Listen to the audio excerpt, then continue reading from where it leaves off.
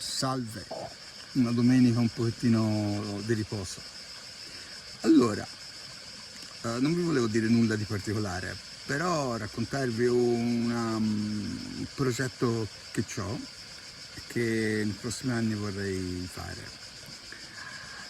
Allora, vorrei andare con un gruppetto di amici, 6, 7, 8 persone, a fare un giro con un pulmino all'interno delle regioni delle Ande, qua in Perù, qua, là, in Perù. E quindi andare nella zona del vecchio impero Huari. L'impero Huari è un impero che c'è stato a secoli prima degli Inca, è l'altro grande impero del Perù.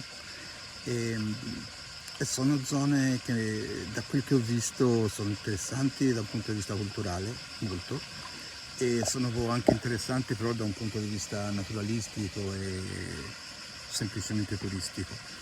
E il fatto è che non essendo zone turistiche, diciamo, bisogna organizzarsi bene. Il famoso Gringo Trail di cui vi ho parlato, quello è più semplice, anche se ci vai un po' da solo, bene o male riesci sempre a trovare gente che ti porta da una parte o da un'altra, insomma il turismo lì già è ben conosciuto. Invece dove vorrei andare io sono posti con città famose per la cultura peruviana, ma non ancora così sviluppate dal punto di vista turistico. E quindi bisogna un po' organizzarsi prima, arrangiarsi, cercare di trovare dei contatti per tempo, perché quando si arriva lì, insomma, non è detto che tutto funzioni bene, soprattutto il tempo lì poi scorrerà in maniera diversa, non è che a quell'ora precisa si parte, poi si arriva, si torna, più o meno faremo un po' come il famoso tren Macho che va a Huancayo, a Huancavelica, che si dice che parte quando vuole e arriva quando può.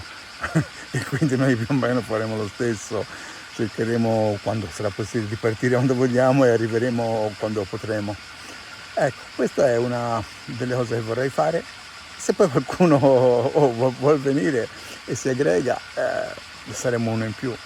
Insomma niente, partire dal deserto, perché lì faremo campo base, e poi fare tutto il percorso dell'antico impero Huari. Bene?